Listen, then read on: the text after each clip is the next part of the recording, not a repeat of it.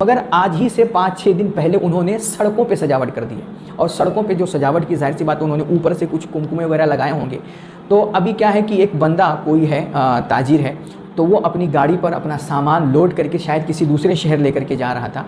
तो गाड़ी बड़ी थी और ऊपर से सजावट है, तो वो गाड़ी निकल नहीं पा रही थी। तो उसने इन लोगों से कहा कि भाई मेरी गाड़ी निकल जाने दीजिए, और वरना मेरा बड़ा नुकसान हो जाएगा। तो ये नौजवान उस पर भड़क पड़े और बोले कि जो है ये कभी नहीं हो सकता है, अब हमने सजावट कर दी है और अब हम उसको खोल नहीं सकते, उसको हटा नहीं सकते। उसने कहा कि भाई सड़क तो बहरहाल चलने के लिए बनी है, आने जाने के लिए ही बनी है। तो उन्होंने कहा सड़क अगर चलने के लिए बनी है तो क्या हम सजावट रोक दें, वगैरह वगैरह उन्होंने कटहुज्जती की। वो बेचारा गिड़गिड़ाता रहा कि भाई मेरा बड़ा नुकसान हो जाएगा, मगर वो सुनने के लिए तैयार नहीं है। तो उस शाहनवाज़ महमूद साहब ने मुझे मेंशन करके लिखा कि आखिर इस्लाम इसके बारे में क्या कहता है। तो मैंने वहाँ पर यही जवाब दिया कि नबी रहमत के मानने वाले कभी किसी के लिए ज़हमत नहीं बनते हैं। अल्लाह की कसम, इस सजावट का और इस रास्ता बंदी और नाकाबंदी का मेरे नबी के इश्क और मोहब्बत से कोई ताल्लुक़ नहीं है, हरगिज़ कोई ताल्लुक़ नहीं हो सकता। मेरे भाई हमारे नबी तो यार लोगों को रास्ता देने के लिए आए थे, लोगों के लिए रास्ते खोलने के लिए आए थे। का बंदी का मेरे नबी के इश्क और मोहब्बत से कोई ताल्लुक़ नहीं है, हरगिज़ कोई ताल्लुक़ नहीं हो सकता। मेरे भाई हमारे नबी तो यार लोगों को रास्ता देने के लिए आए थे, लोगों के लिए रास्ते खोलने के लिए आए थे, उनके लिए आसानियाँ पैदा करने के लिए आए थे। और आज तुम उन्हीं के नाम पे रास्ते बंद कर रहे हो, उन्हीं के नाम पर नाकाबंदी कर रहे हो। मैं कहता हूँ कि जिस नबी की ये तालीम हो कि तुम रास्तों को कुशादा रखना, रास्तों को साफ सुथरा रखना, और अगर तुम्हें रास्ते पर कभी कोई तकलीफ दे और नुकसान पहुंचाने वाली चीज़ नज़र आए तो उसे उठा करके साइड में रख देना, उसे रास्ते से हटा देना, अल्लाह तुम्हें इस पर सदक़े का सवाब देगा। जिस नबी की ये तालीम हो, आज उसी नबी का नाम लेकर के उन्हीं के इश्क और मोहब्बत का झूठा दावा करके तुम नाकाबंदी कर दो, तुम रास्ते रोक दो, तुम चौराहे बंद कर दो, कभी उस पर नमाज़ पढ़ो और कभी उस पर सजावटें करके लोगों का आना जाना बंद कर दो। तो अल्लाह की कसम मैं फिर कहता हूँ, इसका मेरे नबी के दीन से कोई ताल्लुक़ नहीं है, और ना ये आपके मानने वालों और आपसे मोहब्बत करने वालों, आपके आशिकों का काम हो सकता है। एक सहाबी हैं हज़रत मुआज़ बिन जबल रज़ी अल्लाह ताला, बड़े एक जलीलुल क़द्र सहाबी हैं। ये अपनी कौम को इमामत कराया करते थे, उन्हें नमाज़ पढ़ाया करते थे। कहते हैं कि एक दिन ये इशा की नमाज़ पढ़ा रहे थे, तो इन्होंने नमाज़ थोड़ी लंबी कर दी और गालिबन नमाज में पूरी सूरह बकरा की इन्होंने तिलावत कर दी। तो कहते हैं कि आपके पीछे जो मुक्तदी थे उनमें से एक मुक्तदी उसने जमात तर्क की और जाकर के उसने अकेले में तन्हा नमाज़ पढ़ दी। कहते हैं सारे लोग जब नमाज से फारिग हुए ना, तो उस बंदे को जिसने नमाज़ छोड़ दी थी बीच में, उस बंदे को बुरा भला कहने लगे और कहने लगे कि ये तो मुनाफिक हो गया और इसने जो है बड़े निफाक वाला काम किया, बीच में ही नमाज़ छोड़ दी वगैरह वगैरह। कहते हैं कि ये बात होते होते हुजूर तक पहुंची, बल्कि ये बंदा खुद गया हुजूर की बारगाह में और इसने जाकर के हज़रत मुआज़ की शिकायत की कि या रसूल अल्लाह, हम कामकाज वाले बंदे हैं, दिन भर खेती बाड़ी करते हैं, बड़े थके मांदे होते हैं, मगर ये बहुत लंबी नमाज़ पढ़ा देते हैं। तो आज मुझे नमाज़ बड़ी दुश्वार लगी, इसलिए मैंने बीच में नमाज़ तर्क करके तन्हा नमाज़ पढ़ ली, तो ये लोग मेरे बारे में ऐसा ऐसा बोल रहे हैं।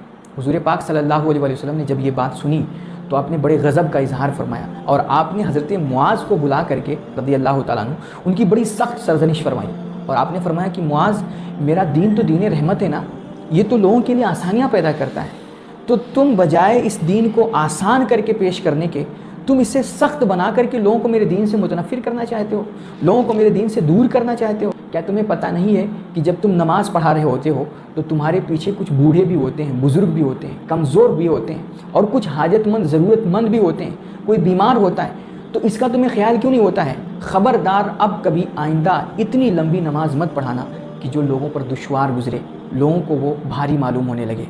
आपने कभी भी दीन इस्लाम को लोगों की तंगी और दुश्वारी का सबब नहीं बनने दिया, हमेशा इस दीन को आपने लोगों के लिए आसान बना करके पेश किया है। आप सोचिए कि ये नमाज है, अल्लाह की इबादत है जो कि हम पर फ़र्ज़ है, और ये हम बंदों के लिए अल्लाह का कुर्ब पाने का सबसे बड़ा ज़रिया है। और मुस्तफ़ा करीम सल्लल्लाहु अलैहि वसल्लम इस दुनिया में आए भी इसीलिए थे ताकि हमें, आपको और तमाम बंदों को अल्लाह से जोड़ें, अल्लाह से हमारा रब्त पैदा करें। और ये नमाज सबसे बड़ा अल्लाह से रब्त पैदा करने और उससे ताल्लुक़ जोड़ने का ज़रिया है।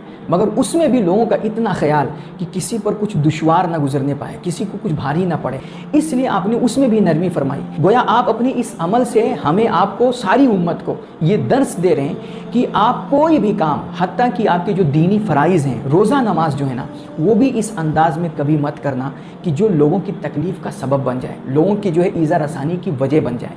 अब आप सोचिए, अगर फ़र्ज़ आमाल में हमें इसकी इजाज़त नहीं है, तो ईद मिलाद की खुशी में रात रात डीजे बजाना, फुल आवाज़ में, फुल साउंड में नातें सुनना اور گلی محلوں میں ادھم مچانا اور عید میلاد کے نام پر اور حضور کی محبت کی خوشی کے نام پر، جھوٹی خوشی کے نام پر وہ گاڑیوں کے جو ہے سائلنسر وغیرہ پھاڑ کر کے فل آواز میں بائک دوڑانا اور 12 1 بجے رات میں لوگوں کے گھروں کے سامنے شور شرابہ کرنا، نہ پڑوسیوں کا خیال، نہ بیماروں کا خیال، نہ بزرگوں کا خیال.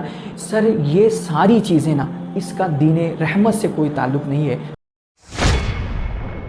حق بات کرنی چاہیے، جو بات جتنی ہے اتنی ہی بیان کرنی چاہیے. کوئی اجتماعی مسئلہ نہیں رہا. جب سے میلاد النبی کی ایک رسم جاری ہوئی ہے 12 ربیع الاول کو ایک مخصوص کر کے دن کو منانے کی، تب سے ہی علماء میں اختلافات چلتے ہوئے آئے ہیں. ہاں یہ ضرور ہے کہ ایک بہت بڑا طبقہ علماء کا ایسا تھا جو اسے مصلحت مرسلہ کے زمرے میں اجازت دیتا تھا، یعنی بدعت حسنہ کے درجے میں لے کے جاتا تھا. جیسے ابن حجر عسقلانی رحمۃ اللہ علیہ کو آپ پڑھیں، محدث ابن جوزی کو آپ پڑھیں، اس کے علاوہ ابو شامہ کو اگر آپ پڑھیں، امام نووی کے جو استاد تھے انہوں نے بھی، ابن حجر مکی جو ہیں ان کو بھی آپ پڑھیں. اس کے علاوہ بھی بہت فہرست ہے علماء کرام کی کہ جنہوں نے مصلحت مرسلہ کے زمرے میں اجازت دی تھی اس عمل کی. لیکن ساتھ ہی ساتھ بہت بڑے بڑے علماء اور بہت بڑے بڑے محققین علماء ایسے ہی شروع سے چلتے آ رہے ہیں کہ جو اس کو بدعت بالکل قرار دیتے تھے. کوئی مصلحت مرسلہ نہیں تھی، دین پر زیادتی قرار دی. الٹا نبی پاک علیہ السلام کی ہمیں کوئی اجازت نہیں کہ ہم دین میں کوئی رسم بنائیں اور اس کو تعبد قرار دیں، تدین قرار دیں. ہماری اجازت ہی نہیں ہے دین میں اپنی طرف سے کسی کام کو مشروع کرنے کی. اس میں آپ دیکھیں گے بڑے بڑے علماء، تاج الدین فاقہانی مالکی علماء میں سے یہ داخل ہیں، بالکل بدعت قرار دے کے گئے، کوئی اجازت نہیں انہوں نے دی. اس کے علاوہ ابو عبداللہ حفار مالکی رحمۃ اللہ تعالیٰ علیہ بالکل اجازت نہیں دیتے تھے، بلکہ بہت لمبی چوڑی تحقیق کر کے اس کو بدعت قرار دے کر گئے. اس کے علاوہ ابو العباس احمد بن یحییٰ مالکی علماء میں سے یہ بھی بالکل بدعت قرار دے کر گئے تھے. فقہ حنبلی میں دیکھیں گے تو شیخ الاسلام ابن تیمیہ صاحب، پھر ان کے بہت بعد محققین کی ایک فہرست ہے.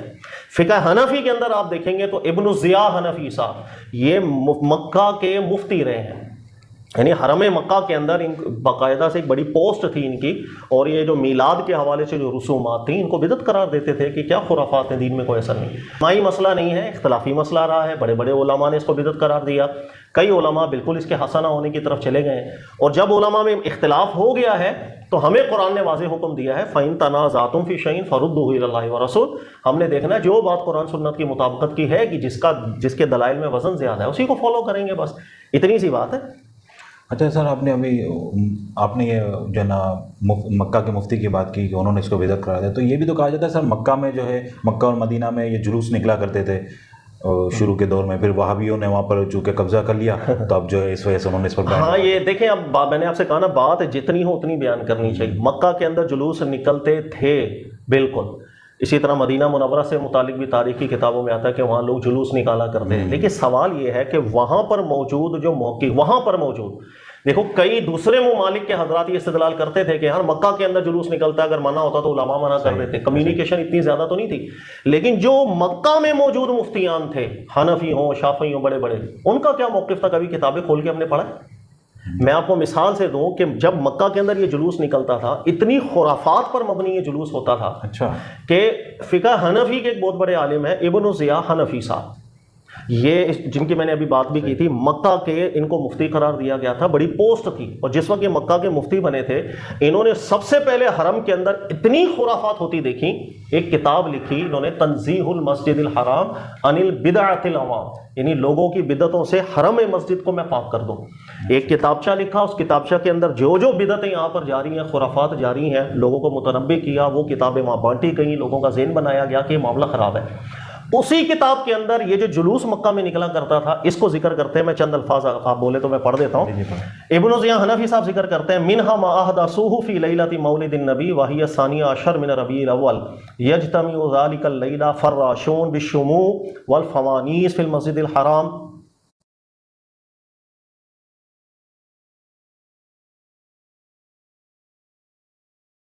بالشموع والفوانیس فی المسجد الحرام. پھر آگے ذکر کرتے ہیں وَبَيْنَ يَدَيْهِ جُوقَاتُ الْمُعَرَّبِينَ وَيَخْتَلِطُ حِينَئِذٍ الرِّجَالُ وَالنِّسَاءُ وَالصِّبْيَانُ يَكْثُرُ اللُّغَطُ وَالزَّعِيقُ وَالْخُصُومَاتُ وَرَفْعُ الْأَصْوَاتِ بِالْمَسْجِدِ الْحَرَامِ وَفِي الْمَسْجِدِ الْمَوْلِدِ وَيَحْصُلُ فِي تِلْكَ اللَّيْلَةِ مِنَ الْمَفَاسِدِ مَا لَا يُحْصِيهِ إِلَّا اللَّهُ. انہوں نے کہا یہ جو جلوسوں کے چکر یہاں پر لگے ہوئے ہیں، مرد اور عورتوں کا اختلاط یہاں پر ہو گیا، مسجد حرم شریف کے اندر ایسا شور شرابہ نعروں کا، کہا کہ اللہ کے گھر کی ایک عزت اور حرمت ہے، ایسے شور شرابہ کرنے کی اجازت نہیں ہے. یہ جتنے کام ہو رہے ہیں انہوں نے ذکر کیا، اتنی خرافات ہیں، کہہ رہے اللہ کے علاوہ ان کے فسادات کو وہ گن بھی نہیں سکتا. یہ اپنی کتاب میں کامنٹ کر کے گئے. ابن ضیاء حنفی ہیں, یہ بہت بڑے حنفی موقع گزرے.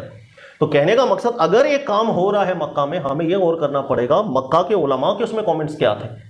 تو یہ بھی آپ کو اختلافی مل جائیں گے کہ بھئی بہت بڑے بڑے علماء کہہ رہے تھے اتنی خرافات ہو رہی ہیں, اس کو ختم کرو. اور کوششیں کی, یہ نہیں کہ آج کوئی وہاں پہ وہابی حکومت آئی ہے تو اس نے جلوس بند کر دیے. اور صدیوں پہلے حنفی شافعی علماء بھی یہ اسٹرگل کر چکے ہیں اور ایسی خرافات کو ختم کرنے کی کوشش کی ہے, اور ختم کیا بھی تھا انہوں نے. تو بات جتنی ہے اتنی کرنی چاہیے, غلط بیانی نہیں کرنی چاہیے کہ ہمیشہ سے چلتا آ رہا ہے تو یہ وہابیوں نے بند کر دیا, ایسی بات نہیں. تو سر یہ مطلقاً جلوس ہی ختم کر دینے چاہیے, جلوس کے اندر جو خرافات ہیں اس کو ختم کرنا چاہیے. خرافات ختم کر سکتے ہیں تو ابھی تک ہو گئی ہوتی. مزارات سے اگر خرافات ختم ہونا پاسبل ہوتا تو ابھی تک ہو گئی ہوتی. آپ دیکھیں مزارات پر خرافات کتنی زیادہ ہو رہی ہیں, بہت ہو رہی ہیں. نشے وہاں چل رہے ہیں, بے حیائیاں وہاں ہو رہی ہیں, دنیا جان کی خرافات. ہر عالم دین کسی بھی مسلک سے ہو, دیکھو اہل حدیث ہوں وہ تو مزارات کے حامی ہے ہی نہیں ہے بالکل. دیوبند علماء کرام وہ بھی شدید مخالفت کرتے ہیں. بریلوی بڑے بڑے علماء کرام کو بھی اگر آپ دیکھ لیں گے تو مزارات پر ہونے والی خرافات کی تائید کوئی نہیں کر رہے ہوتے, منع ہی کر رہے ہوتے ہیں. یہاں تک کہ آپ ان کے بیانات بھی اگر سنیں تو وہ لوگوں کو کہتے ہیں 4 ہاتھ دور کھڑے ہو قبر سے بھی. جتنی بھی آپ تقریریں کر رہے ہیں سر, سوال یہ ہے کہ مزارات پر معاملات ٹھیک ہو رہے ہیں یا دن بدن اور زیادہ خراب ہو رہے ہیں, خراب ہی ہو رہے ہیں, مزید خراب ہوتے چلے آ رہے ہیں. اس کا مطلب یہ ہے کہ ہم جس تقریر کے ذریعے جس زبان سے لوگوں کو سمجھا رہے ہیں وہ بالکل بے اثر ہو چکی ہوئی ہے. اسی طرح ربیع الاول کے جلوس کے معاملات آپ دیکھ لیں یا چراغا وغیرہ کے معاملات آپ دیکھ لیں, ہر سال کچھ نہ کچھ نیا کوئی فساد ٹائپ کی چیز ہی نظر آتی ہے آپ کو, یا ہر سال بہتری ہو رہی ہے. اب انسان خود کو بھائی ہر سال اگر بہتری ہو رہی ہے, ہاں یار پہلے 10 خرافات تھی, اس سال 5 ہوئی ہیں, اگلے سال انشاءاللہ 4 ہو جائیں گی, دیکھنا بالکل ختم ہو جائے گا. لیکن ہم دیکھتے ہیں ہر سال خرافات میں اضافہ ہوتا جا رہا ہے. پہلے جو ہے نا سادے جلوس تھے, اب وہ ڈھول باجے کے جلوس بھی نکلتے ہیں پنجاب ایریا میں, بینڈ جلوس الگ نکلتے ہیں, بنگڑے اس کے اندر الگ ڈال رہے ہوتے ہیں, ڈانس اس کے اندر الگ ہو رہے ہوتے ہیں. پھر خواتین کا اس میں جس طرح اختلاط ہوتا ہے, الامان والحفیظ, یہ سارے معاملات. تو ہر سال جب اضافہ ہو رہا ہے تو یہ دلیل دینا کہ ہم خرافات کو ختم کریں گے, یہ بوگس دلیل لگتی ہے نا. ابھی تک ہو گیا ہوتا اگر کر رہے ہوتے تو. اس لیے بہتر یہی ہے کہ ایسے معاملات کو جو ہے نا ایک سخت اقدام اٹھایا جائے کہ جس سے بالکل یہ خرافات ختم ہو جائے. اچھا سر, دین میں نئی نئی چیزوں سے بچو تو منع تو ہے, اب کیسے کہتے منع نہیں ہے. ہر جمعہ کے دن خطبہ حاجہ میں کہا جاتا ہے کہ کل بدعت ضلال و کل ضلالۃ فی النار, کہ ہر بدعت گمراہی, ہر بدعت جہنم میں لے جانے والی چیز ہے. اچھا آپ پوچھ رہے تھے کہ وہ بدعت کی تعریف کیا, بدعت کی تعریف نبی نے کی نا, فإن أصدق الحديث كتاب الله وأحسن الهدي هدي محمد وشر الأمور محدثاتها وكل محدثة بدعة وكل بدعة ضلالة. ہر جمعہ کے دن تو بھائی بدعت کی تعریف کرتے رہتے ہیں اللہ کے رسول کے حوالے سے, تو بدعت کی تعریف تو کر دی, اور کون سی تعریف چاہیے, تو نبی بھی تعریف ہے نا, کہ سب سے بہترین اللہ کی بات ہے, پھر نبی کی بات ہے, اور ان دونوں کے مقابل میں اگر کوئی چیز ایجاد کی جاتی ہے وہ سب سے بدترین ہے بدعت, یہ بدعت کی تعریف, اور کیا. تو ناظرین کرام, آپ لوگوں نے دیکھا خود کو بریلوی کہنے والے, خود کو سنی کہلوانے والے لوگوں میں بھی اب یہ آواز اٹھنے لگی ہے کہ یہ جو کچھ ہو رہا ہے عید میلاد کے نام پر, نبی صلی اللہ علیہ وسلم کی عید میلاد کے نام پر رستے کو جام کرنا, لوگوں کو تکلیفیں دینا, جلوسیں نکالنا وغیرہ وغیرہ, یہ سب خود ان کے اندر سے ہی وہ آواز اٹھنے لگی ہے, غلط ہے لوگوں کو تکلیف دینا. اور i+TV اختلاف کا حل جو اس چینل کا آفیشیل لنک ہے ہم نے ڈسکرپشن میں ڈال دیا ہے, جو اہل حدیث کا چینل ہے, آپ وہاں سے اپنے سوالات اعتراضات رکھ سکتے ہیں. بدھوار یعنی ویڈنسڈے کے دن رات میں لائیو اسٹریم ہوتی ہے.